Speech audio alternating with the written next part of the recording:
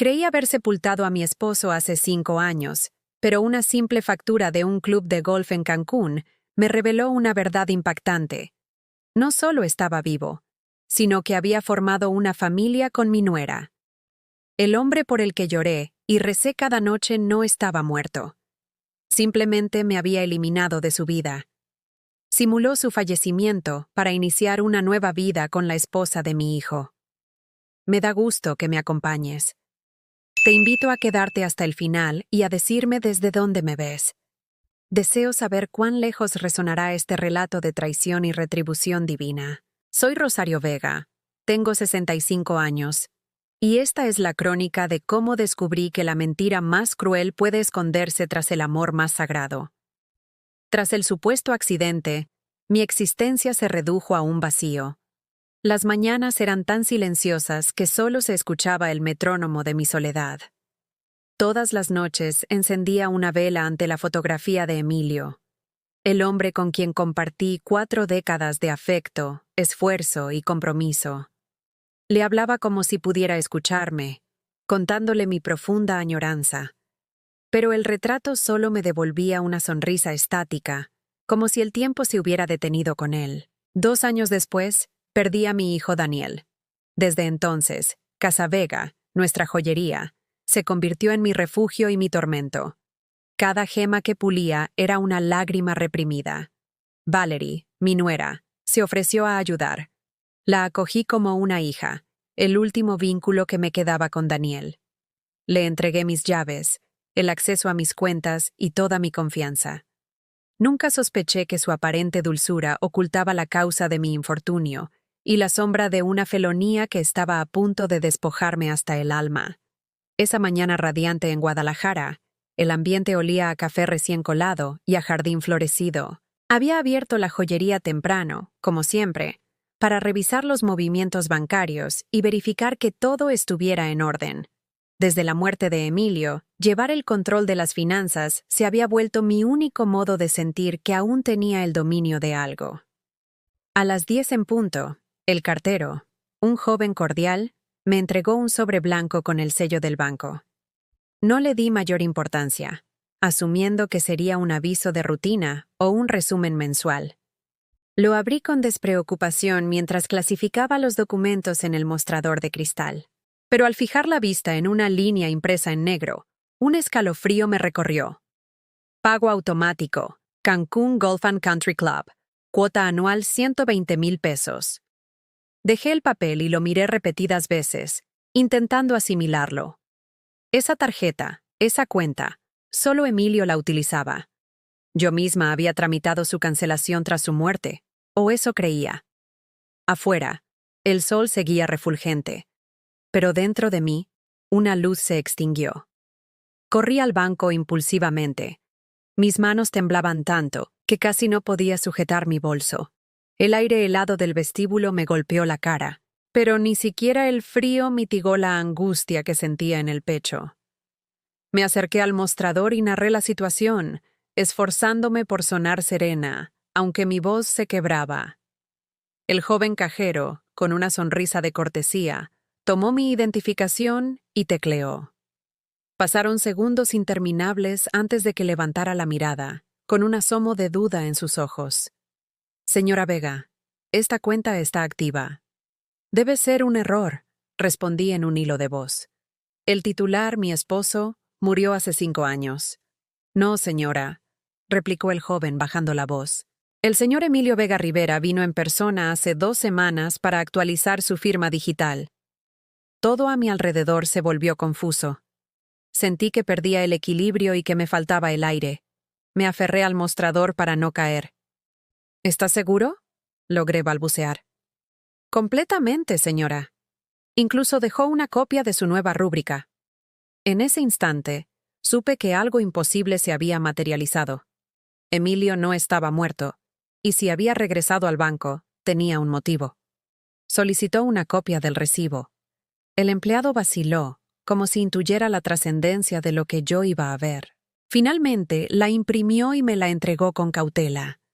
Cuando mis ojos recorrieron el documento, el mundo se paralizó. Aquella firma, la inclinación de la E el trazo apresurado de la R, era la misma que había examinado 1000 veces en cheques en nuestras cartas de amor, y con una crueldad que me quemaba el alma en la lápida que ordené grabar 5 años atrás. Sentí un escalofrío helado, como si una ráfaga invernal hubiera atravesado mi corazón. El bullicio del banco se percibía lejano, como si yo estuviera en otra dimensión. Por un momento, creí estar alucinando, que era una broma macabra, pero la tinta era innegable. Había detalles que solo la mano de Emilio podía trazar. En ese momento, algo dentro de mí se resquebrajó. Una parte se hundió en la desolación, y la otra, férrea e inesperada, se encendió con una claridad peligrosa. Nació otra Rosario, una mujer que no se conformaría con el llanto, que buscaría nombres, fechas y explicaciones. Apreté el recibo contra mi pecho, cerré los ojos, y entre el rugido sordo de la ciudad, susurré mi nuevo juramento. Si Emilio está vivo, alguien en mi familia tiene que pagar. Esa mañana, con los primeros rayos de sol colándose por las cortinas, tomé una decisión. Habían pasado días desde el hallazgo de la factura del club de golf, y el silencio en casa se había vuelto opresivo. Me dirigí a la cocina, donde Valerie tomaba café revisando su móvil, con una despreocupación que sugería que la vida era tan sencilla como un nuevo mensaje. Le sonreí con la mayor falsedad que pude y le informé que necesitaba unos días fuera, que quería descansar en la playa, orar por Daniel y, tal vez, mitigar el dolor que me atormentaba. Ella levantó la vista y me regaló su sonrisa perfecta, la que antes me parecía tierna, pero que ahora se sentía vacía, calculada.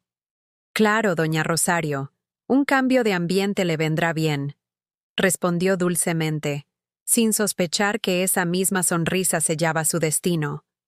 Asentí, fingiendo tranquilidad, y subí a mi habitación. Abrí el antiguo armario, que aún desprendía olor a cedro y recuerdos, y busqué en un cajón la foto de nuestra boda.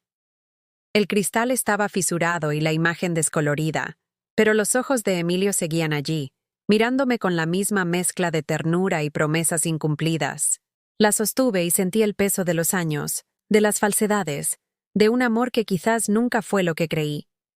Mis labios temblaron al susurrarle: si sigues vivo, Emilio, Dios será mi testigo. Guardé la foto, cerré el armario y respiré hondo. Afuera, Valerie tarareaba una canción. Tomé las llaves, me ajusté el chal y miré el pasillo por última vez. No iba de vacaciones, iba en busca de la verdad. El aire húmedo de Cancún me golpeó al cruzar la puerta del aeropuerto.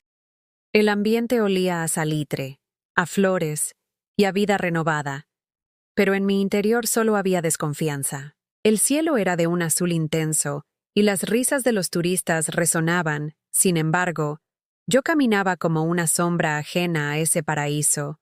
Tomé un taxi sin siquiera mirar al conductor. Mis manos apretaban el bolso donde guardaba la foto, el mudo testimonio de que alguna vez fui la esposa del hombre que quizás respiraba el mismo aire que yo. Al llegar al Cancún Golf and Country Club, el contraste fue abrumador.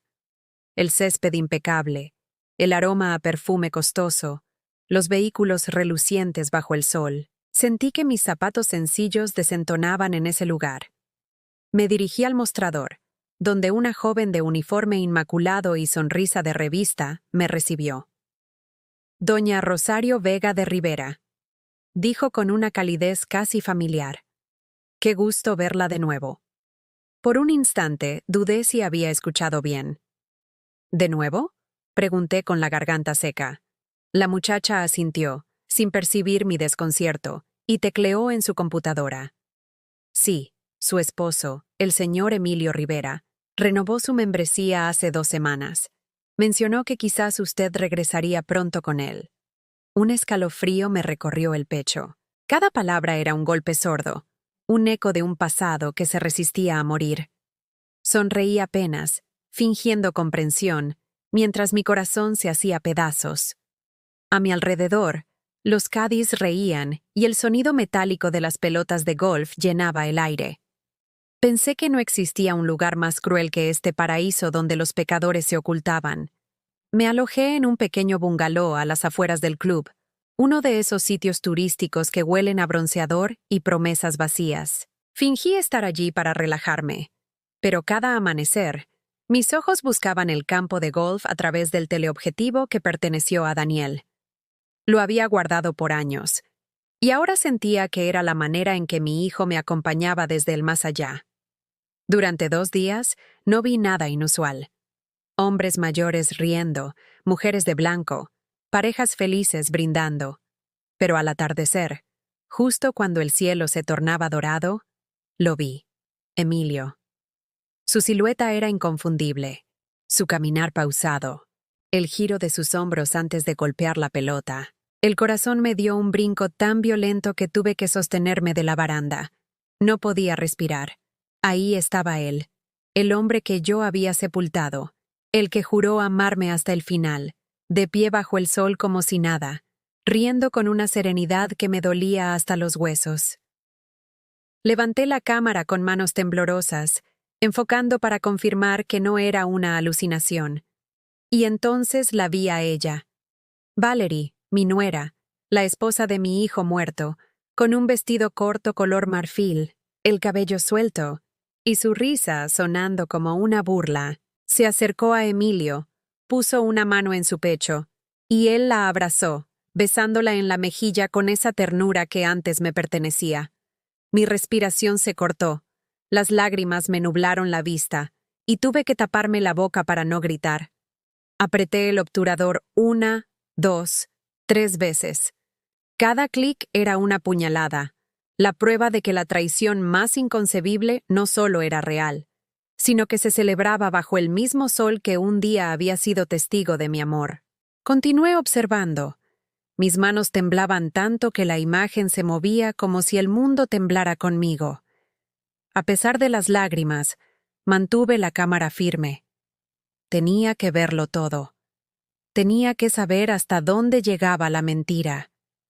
De pronto, 2 pequeñas figuras corrieron hacia ellos desde el fondo del campo. Una niña de rizos dorados y un niño con la sonrisa de Daniel. Mi corazón se paralizó. Los vi lanzarse a los brazos de Emilio y escuché un grito que me desgarró. «Papá, mira, mamá ganó».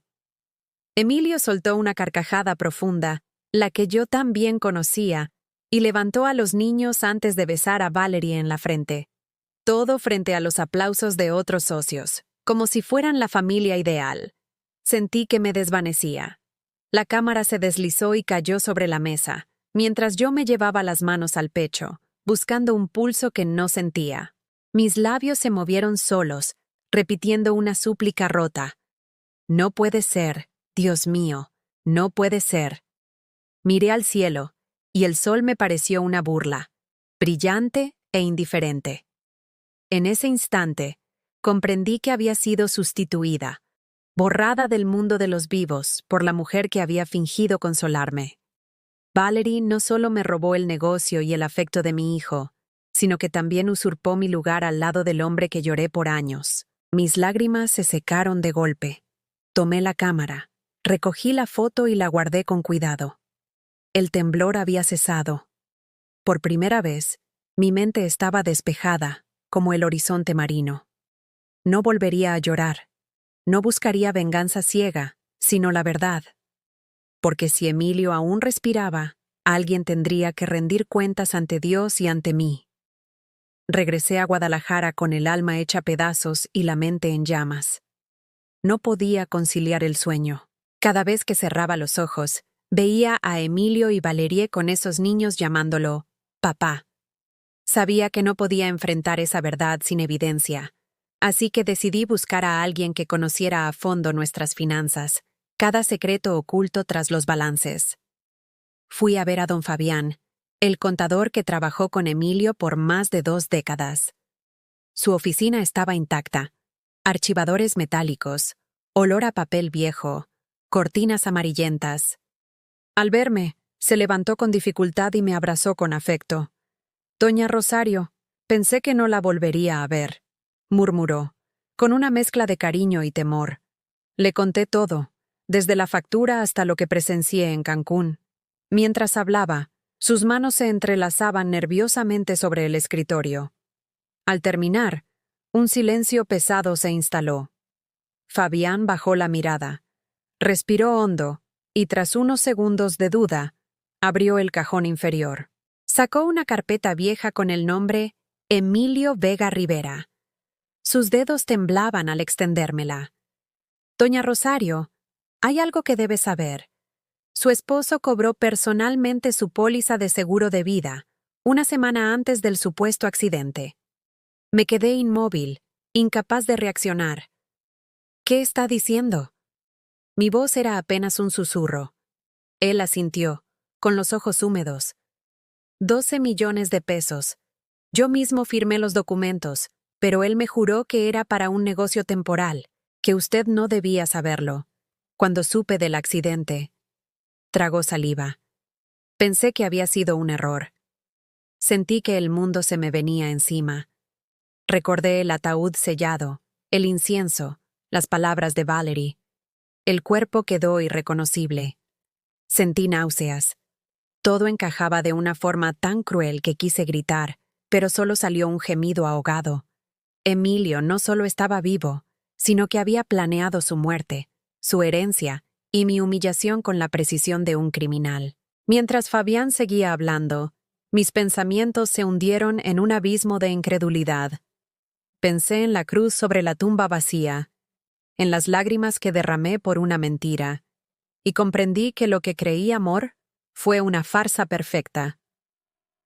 Regresé a Cancún con una determinación que ni yo misma reconocía. Había pasado días analizando los documentos de don Fabián. Cada número, cada firma, cada fecha. Todo apuntaba hacia allá, al paraíso donde Emilio y Valerie levantaron su nuevo imperio. Me vestí con sobriedad. Traje beige, gafas oscuras y una carpeta en la mano, como cualquier empresaria. En el espejo apenas me reconocí. Ya no era la viuda frágil, sino una mujer lista para enfrentar a su verdugo.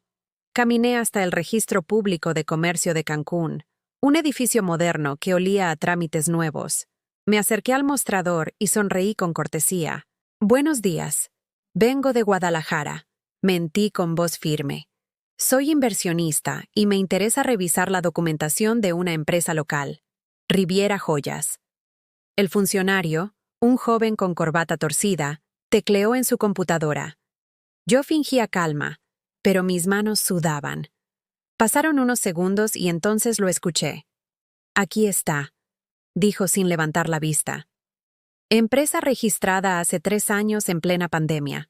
Cofundadores, Valeria Vega y Emilio Rivera». Sentí que el aire se detenía. «¿Podría repetirlo?», logré decir con voz helada. El joven repitió. «Cofundadores, Valeria Vega y Emilio Rivera». Mis labios se abrieron sin emitir sonido. Mi apellido, mi legado, usado por quienes destruyeron mi vida. Usó hasta mi apellido. Susurré con rabia contenida, los ojos ardientes. Sentí un temblor en mis brazos. Apreté los puños, tragando el orgullo y la humillación. No solo me robaron el amor, sino también la historia, el trabajo de generaciones, mi dignidad. En ese momento, la tristeza se convirtió en una llama fría, afilada, hecha de verdad y coraje. Ya no quería llorar. Quería desenmascararlos, porque nadie tenía derecho a usar mi nombre para mancharlo. Con el corazón desbocado, miré la pantalla. Valeria Vega y Emilio Rivera. Sabía que no podía pedir una copia oficial. Fingí buscar algo en mi bolso, deslicé el teléfono y tomé una foto. El sonido mínimo del obturador resonó fuerte. El funcionario levantó la vista, frunciendo el ceño. «¿Qué hace, señora?», preguntó con sospecha. «Nada. Solo verificando información», respondí, intentando sonreír, pero mi voz temblaba. Vi al guardia de seguridad acercarse hablando por radio. Mi instinto gritó que huyera. Cerré la carpeta de golpe y caminé hacia la salida. Oí el grito a mis espaldas. «¡Deténgala! No puede sacar información interna». Eché a correr. Los tacones resonaban sobre el mármol, mientras el sonido metálico de las alarmas llenaba el aire. Crucé el vestíbulo y salí a la calle, cegada por la luz del mediodía. Corrí sin mirar atrás hasta llegar al malecón. Frente al mar turquesa, se alzaba una pequeña iglesia blanca con una cruz azul. Iglesia de Nuestra Señora del Mar. Entré sin pensarlo. El silencio me envolvió, roto solo por el sonido de las olas y el repique de una campana. Mis piernas flaquearon y caí en el primer banco de madera. Respiraba con dificultad, el miedo y la rabia se mezclaban. Fue entonces cuando sentí una mano cálida en mi hombro. Levanté la mirada y vi a una monja con hábito blanco y ojos serenos.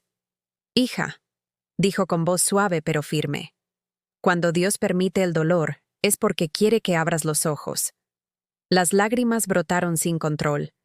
Nadie me había llamado hija en años. Asentí, apretando el rosario que llevaba. En ese instante, supe que no había llegado allí por casualidad. Dios me había dado fuerza y una aliada. Hermana María Elena me condujo a una pequeña celda detrás del altar, humilde, con una ventana al mar. El aire olía a cera y sal. Entre el murmullo de las olas y el eco de los rezos, sentí una paz frágil, como si Dios me sostuviera. La monja me trajo té y un rosario. «¿Puedes quedarte aquí esta noche, hija?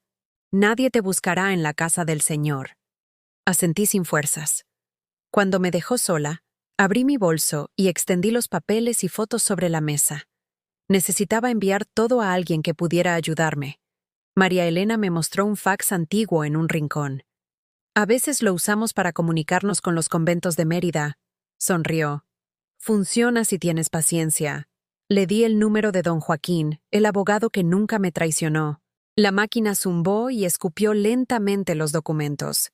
Cada página enviada era una verdad recuperada. Al terminar, el silencio regresó. Me acerqué a la ventana. El mar golpeaba las rocas con furia, como compartiendo mi rabia. Cerré los ojos, dejé que la brisa me acariciara el rostro y susurré. «Valeria me quitó todo, pero no me venció. Si Dios me permite respirar, también me permitirá luchar». Abrí los ojos y, por primera vez, no me vi como una víctima. Era una mujer que había perdido a su esposo, su hijo y su nombre, pero no su voluntad. Comprendí que la justicia de Dios no siempre llega con estruendo, sino con la calma de una marea lenta, pero implacable. Y yo, Rosario Vega, ya había empezado a moverla. Regresé a Guadalajara con el corazón firme y la certeza de tener las pruebas para recuperar mi nombre. Pero al pisar mi casa, algo se sintió mal. Las cortinas cerradas, el aire oliendo a perfume caro y a traición reciente. En la sala, Valerie me esperaba, impecable, con un aire de superioridad que ya no disimulaba. «Doña Rosario, qué sorpresa verla tan pronto», dijo con falsa cortesía. Detrás de ella, sobre la mesa, vi papeles oficiales, sellos del juzgado. Fruncí el ceño. «¿Qué es todo esto?», pregunté, aunque ya sabía.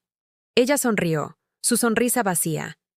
«Nada que deba preocuparle, solo un trámite, una medida preventiva. He notado que últimamente está un poco confundida». «Es por su bienestar», dijo con tono dulce. Presenté un informe médico que confirma su pérdida de memoria. «Yo ejerceré su tutela legal». Sentí que la sangre me abandonaba el rostro. «¿Qué estás diciendo?», susurré. «Que ya no está en condiciones de manejar sus negocios ni su patrimonio», respondió, alisándose el cabello. Solté una carcajada amarga. «¿Tú me estás llamando loca?». Ella ladeó la cabeza. «No lo tome así. El dolor distorsiona la realidad». «Tú distorsionas la realidad, Valeria. Yo tengo las pruebas.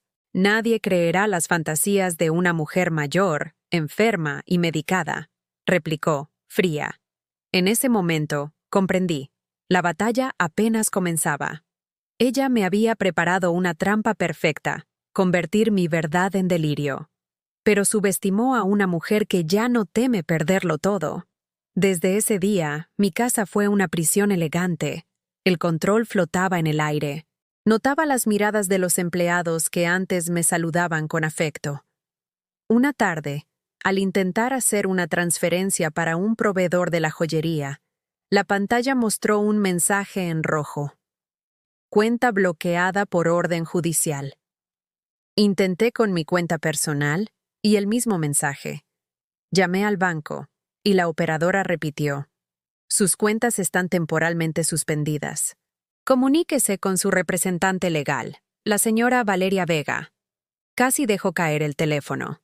Me quedé mirando el jardín donde Daniel jugaba de niño, sintiendo un vacío que dolía. Escuché pasos. Era Julia, la empleada más joven, fingiendo limpiar mientras espiaba. ¿Pasa algo, señora?, preguntó tensa. Dile a tu patrona que estoy bien, que el encierro le sienta mejor a una mujer loca. Julia se estremeció y se fue. Caminé con una serenidad que no sentía. Todo lo que había construido estaba bajo su control. Me estaba borrando en silencio. Pero yo sabía que el silencio podía ser mi arma más poderosa. Me senté frente al retrato de Daniel y le susurré: me quitaron las cuentas, hijo, pero no el plan.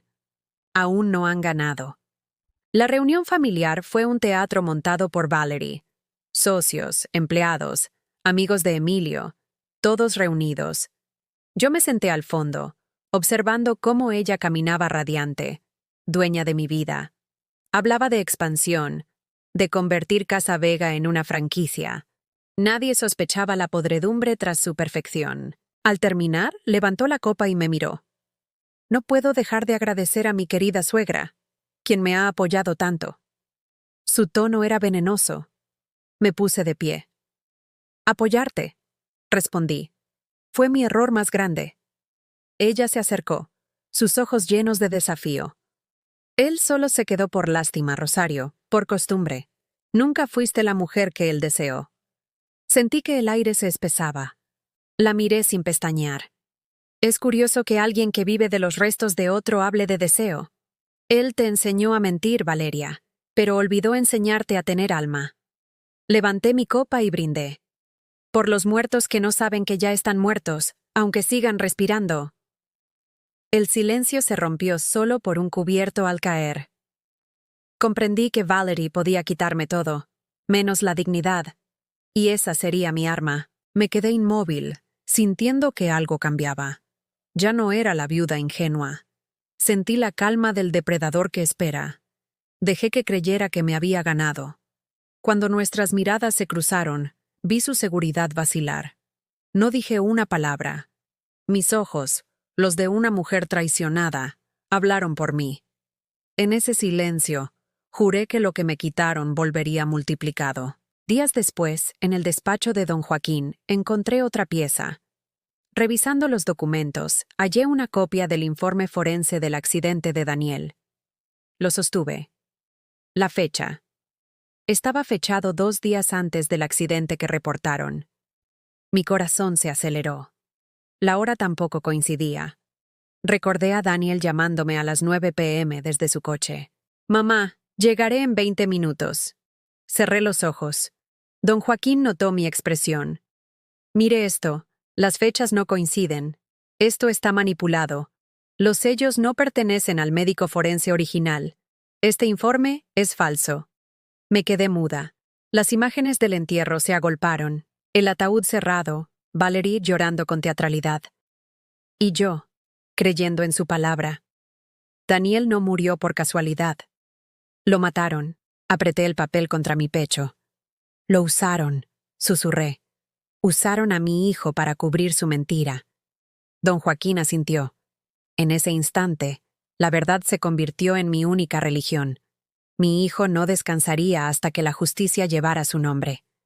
Fue María Elena quien dio el siguiente paso. Si el informe forense es falso, debe haber alguien que firmó la verdad, dijo. Donde hay un cuerpo, hay un médico. Esa misma tarde, fue a un hospital donde tenía contactos de su tiempo como enfermera. Volvió al anochecer, con un sobre y una mirada de certeza. Lo encontré. El doctor que firmó el primer certificado de defunción vive en Mérida. Se jubiló, pero conserva copias de sus informes. ¿Qué dijo?, pregunté. María Elena se persignó. Dijo que aquel día nunca vio el cuerpo. Recibió la orden de firmar un informe de rutina con datos ya rellenos. Y la solicitud de cremación fue presentada por una mujer joven. Rosario. Era Valerie. Sentí que el aire se iba. Él la recuerda bien. Una viuda hermosa, vestida de negro, con voz firme, pero ojos fríos. Ella insistió en que el cuerpo fuera cremado esa misma noche, antes de que llegara la familia. No fue compasión, sino conveniencia. Hizo borrar toda evidencia. Tomé el sobre. La firma de Valerie, inconfundible, aparecía en tinta azul, elegante, asesina. Le quitó la vida y después el rostro, murmuré. Lo borró del mundo para limpiar su pecado. María Elena me tomó las manos. No temas, hija. La verdad siempre sale a la luz. La miré. La justicia no era una palabra lejana. Era un fuego que comenzaba a arder. Aquella noche no dormí. La póliza de seguro, el registro de la empresa, el informe forense falsificado, la orden de cremación. No era solo traición, era una ejecución planeada. Recordé a Daniel cuestionando algunas decisiones financieras de Valerie. Él era el heredero legítimo. Su muerte fue el paso final. El informe toxicológico anexo a la indemnización de Daniel, 6 millones cobrada por Valerie una semana después, mostraba un nivel de barbitúricos incompatible con alguien sano. Cerré los ojos. No fue un accidente. ¿Lo durmieron o lo envenenaron?, murmuré. Emilio fingió su muerte para escapar, y Valerie eliminó el único obstáculo. María Elena entró. La miré con calma nueva. Ya sé lo que hicieron y cómo voy a probarlo. Daniel no murió por accidente, hermana. Lo mataron por herencia. Ella me miró con orgullo. Entonces, Rosario, es hora de que el silencio hable. Asentí. Sentí que mi hijo no estaba perdido, sino esperando que su madre hiciera lo que mejor sabía: proteger lo que amaba. Dejé de rezar por resignación y empecé a rezar por fuerza. Me reuní en secreto con don Joaquín y Carmen, la jefa de talleres. Valeria y Emilio escondieron la evidencia en los archivos digitales de la empresa. Necesito probar que lo de Daniel no fue un accidente y que Riviera Joyas se levantó con dinero sucio. Don Joaquín asintió. Podemos hacerlo, pero rápido. Si Valeria sospecha, cerrará todo. Carmen sacó un disco duro.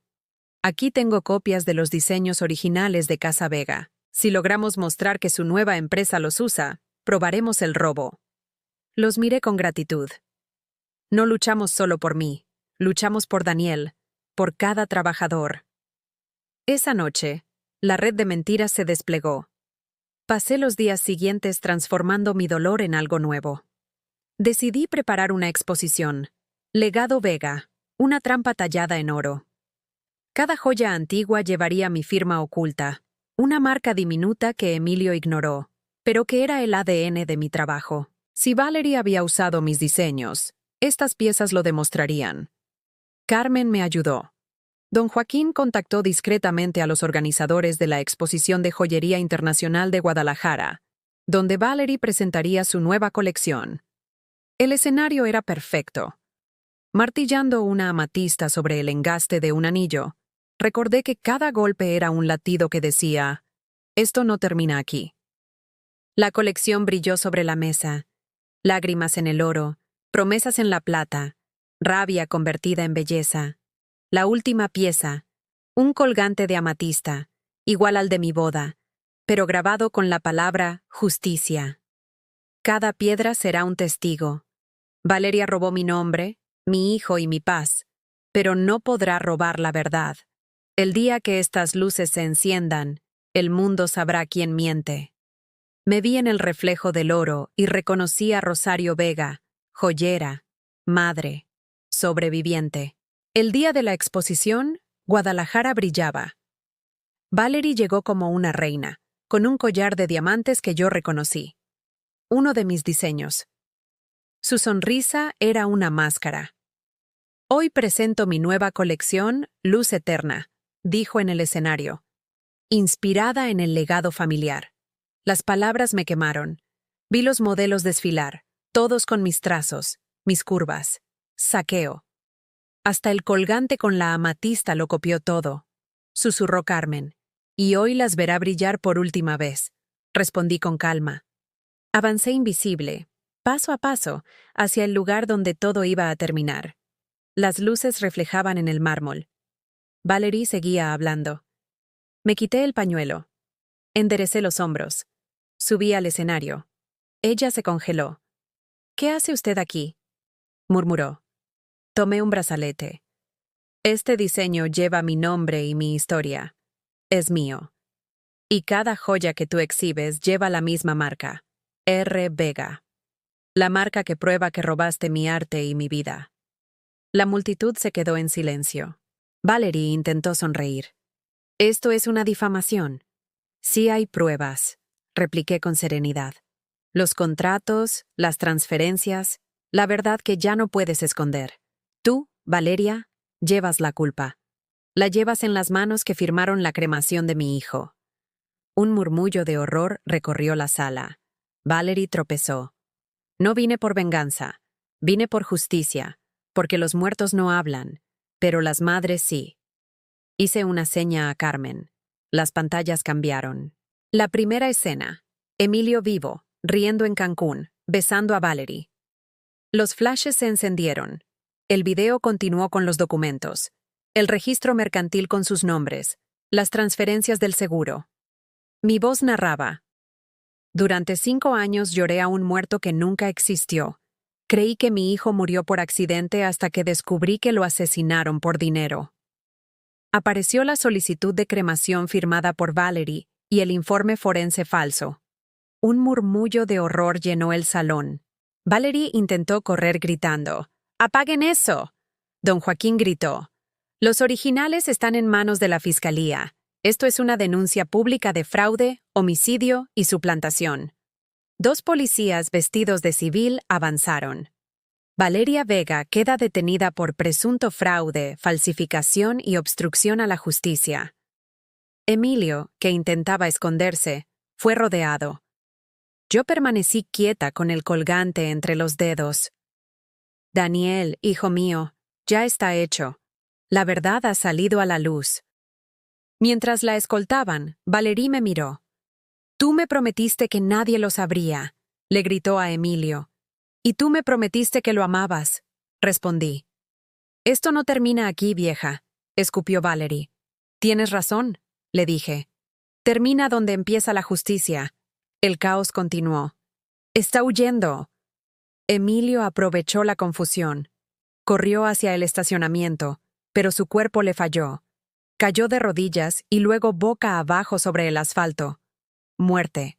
Fui al lugar. Me arrodillé. Toqué su frente fría. Dios no duerme, Emilio. Solo esperó a que yo abriera los ojos.